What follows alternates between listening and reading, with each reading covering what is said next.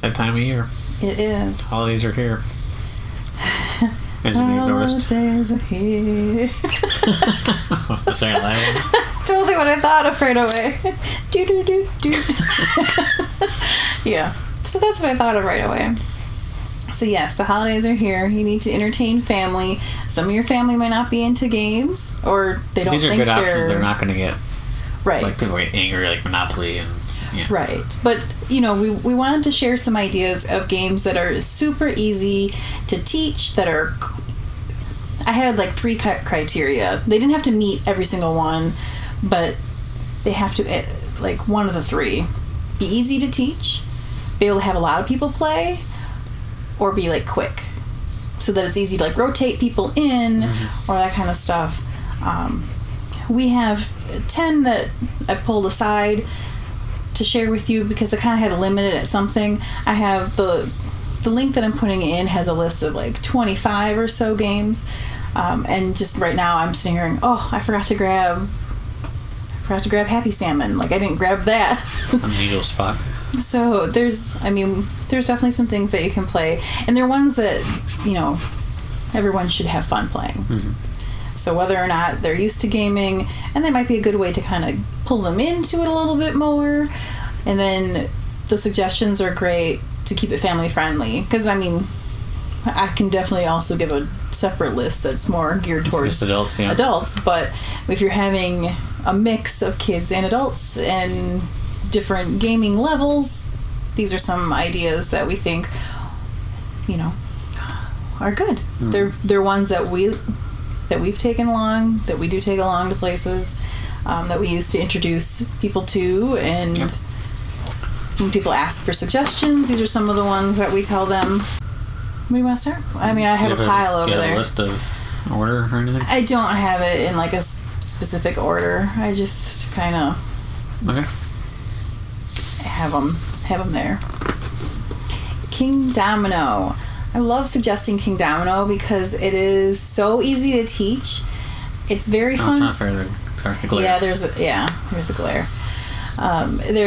It's really easy to teach. It's fun. Mm-hmm. It is strategic, but it's like simple strategic. So it's a great way to introduce people who may not play a lot of games. And with just the base game, you can only have 2 to 4 players. If you have Age of Giants expansion with it, you can have up to a 5th player. That adds a little bit more to it, but it's not overly complicated. It's just like adding the little giants in there. So it is. I think it's a great one because it's good for like all ages. Yep. Work on some math, and takes dominoes to a different level. Not parent approved. It is definitely a favorite for our 8-year-old daughter. She absolutely loves this. I think child safe Cards Against Humanity. Yeah, that's kind of how I describe it. It plays like apples to apples. If you the game that makes it okay to put booger juice, fart, and grandma in the same sentence. Yeah. So it's very like kid humor. Yes, it's very kid humor. Here's some cards in the back here. Dear substitute teacher, could you please stop blank? Breaking out in hives, sneaking tech time, or giving yourself a haircut. Yeah. And so it's definitely, kid humor. It's easy to have a lot of people playing. In fact, it's more fun, I think, when you have more people playing. Yeah, we dealt with 3, and it's funny, but we had like 6 one time or something. That was much better. Yeah. And it's a great one for kids and adults together, and just being able to be kind of silly. And I haven't checked their website. They may have the expansions for it.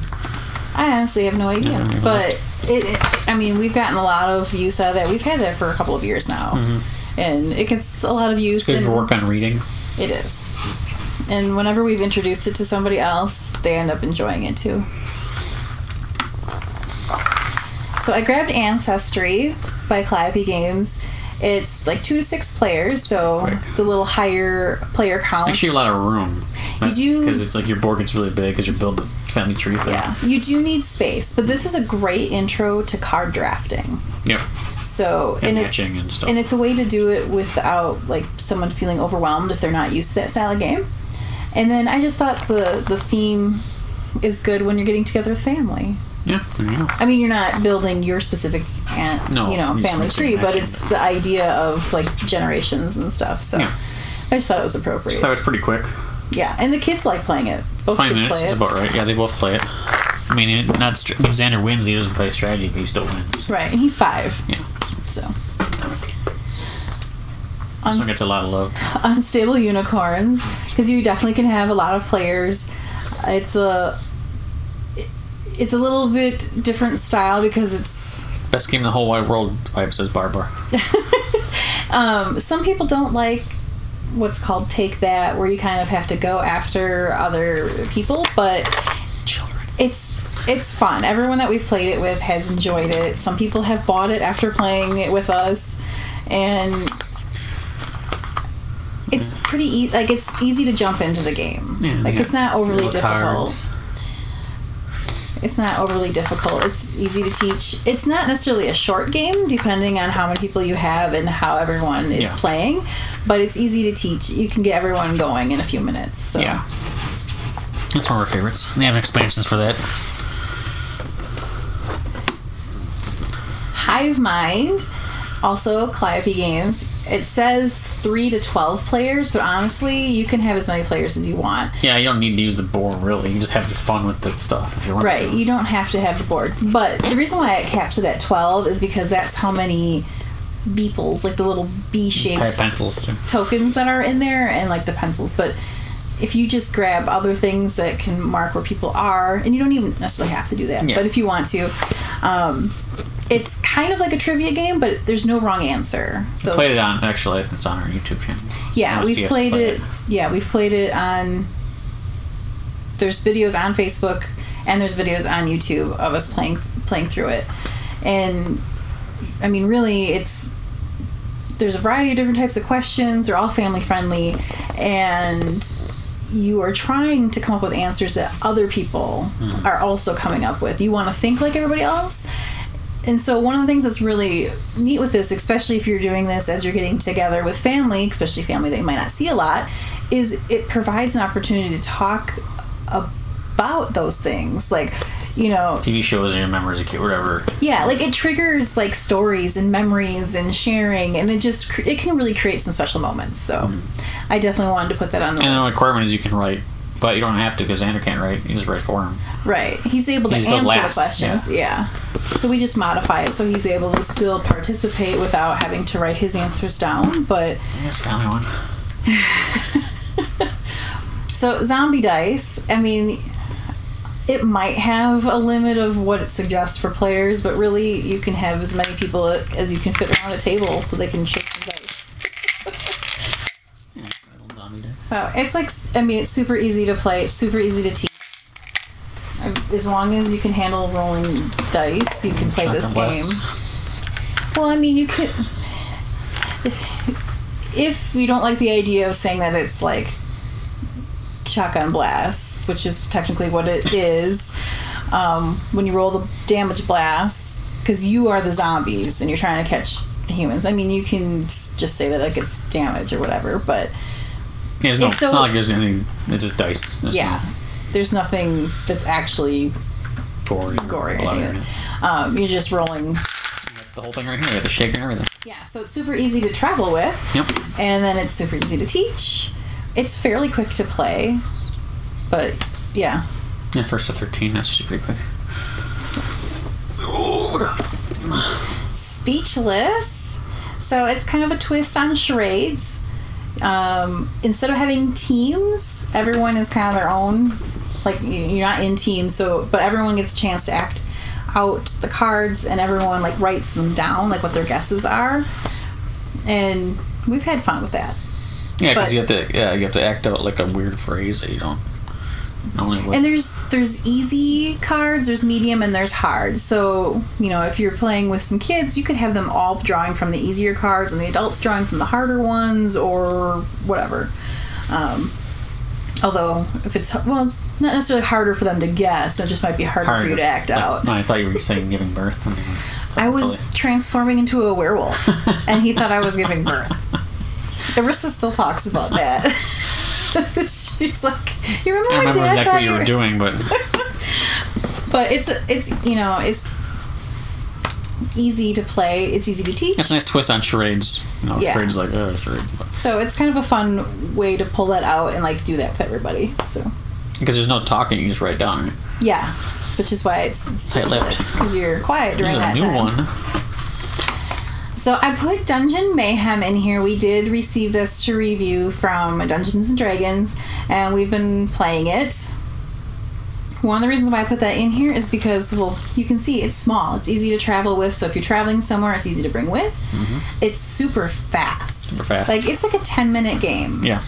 And ours, the last one was a little longer, but That's because we kind of were trying to make it... Like, we were all trying to be a little bit more strategic. yeah, I'm saying, but yeah, we just But it's especially for people who are not people that you would consider gamers. yeah, Like, it's a very super simple. easy. Yes, it's simple mechanics. I mean, there's only 10 health points, so like you're not like having this big long drawn out thing. There's not a bunch of complicated there's things. shields and there's attack and there's healing and then there's a few special moves, but they're easily described. Yeah, so it's super easy to play. The 5-year-old and the 8-year-old were playing it.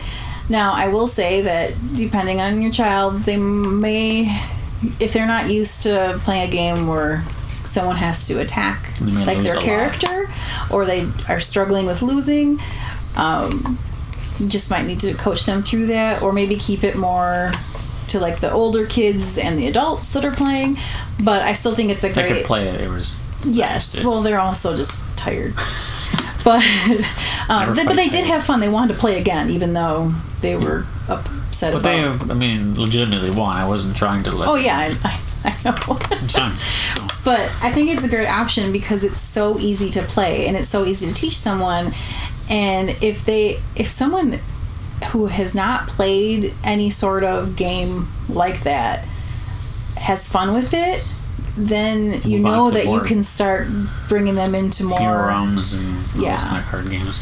Yeah, because I didn't actually... Dungeons and Dragons itself. As much as I love Hero Realms, I did not include it in this list today, just because it's typically a longer game and there's a little bit more teaching involved with it. Yeah, there's definitely more teaching. Though it's great. But if someone does well with that... then we're kind of at the list where you bring it to they don't play very many games. Yes, like, trying to get grandma and grandpa involved, if your grandma and grandpa are not, like, gamers. So... And then Circus Puppy, it's a dexterity game, but it's easy to have. I think it says maybe up to 5 players. 2 to 5. I thought it was $60.99 the first time I said it. That was the ages. But so if your grandma's over 99. But it's a good one for any age to play. You're having fun. It's easy to transport, and you know where you can get this? Where? You can get it at stayathomegamers.com/shop. Yeah, it's in our younger gamers family game box. We only have a few of them though. Only a few. So, just saying. And you get another game with it. Yes, you do. You get memoir with it. But I thought that was a good option too, because it's something that's easy to introduce to other people. Nice one. And robots. It's so easy to teach. There's not a whole lot to it. It's pretty much kind of randomly drawing and it's like not trying really to boring. match. Like a lot of those kids' games are simple and they're boring. It's not super boring. It's not super boring. And you can. It doesn't like robots. It says like age 10 plus. That's wrong. No, because Xander plays it. He was playing it.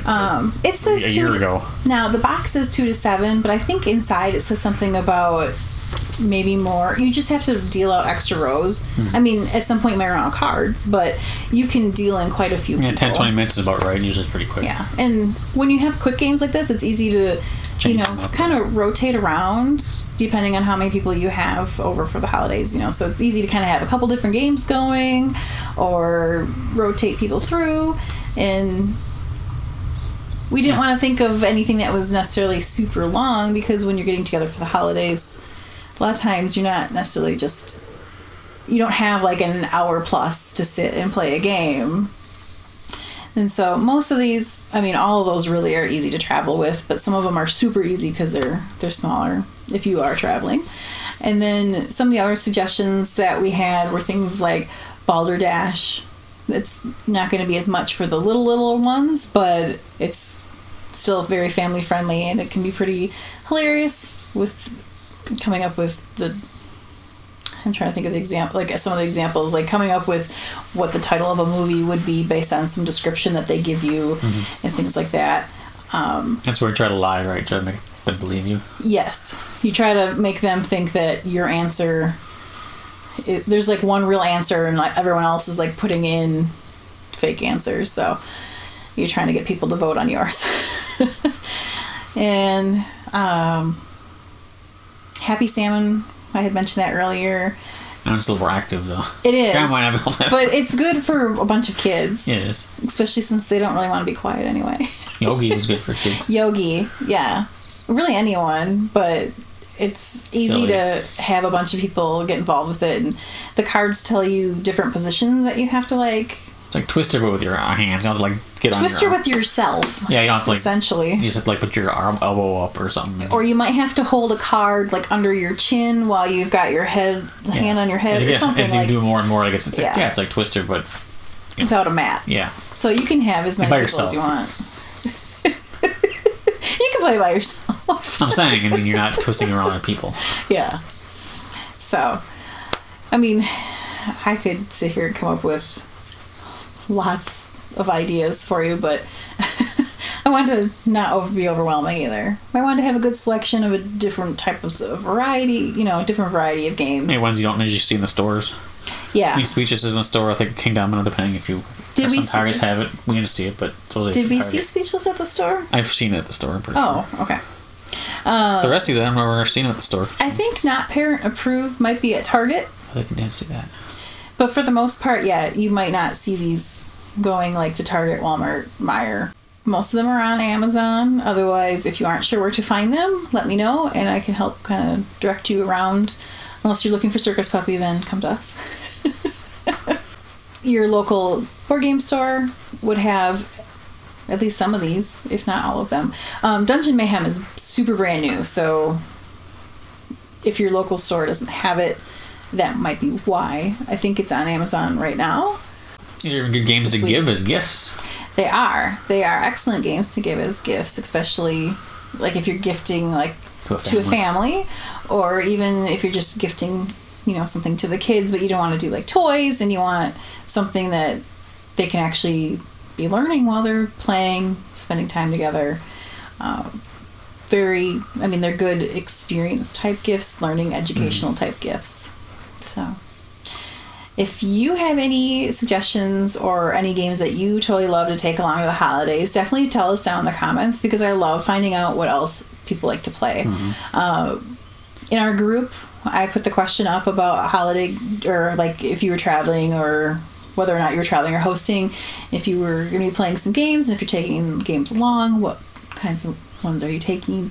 And Jesse had mentioned code names, like someone in his family really enjoys that, so he makes sure to bring that along. I think he said King Domino as well, and he also mentioned Happy Salmon, kind of hitting all the different different family members and types of games, that knowing that what they would like to play. So it's fun to hear what other people enjoy bringing around, because if you've never heard of it, we'll try it. Right.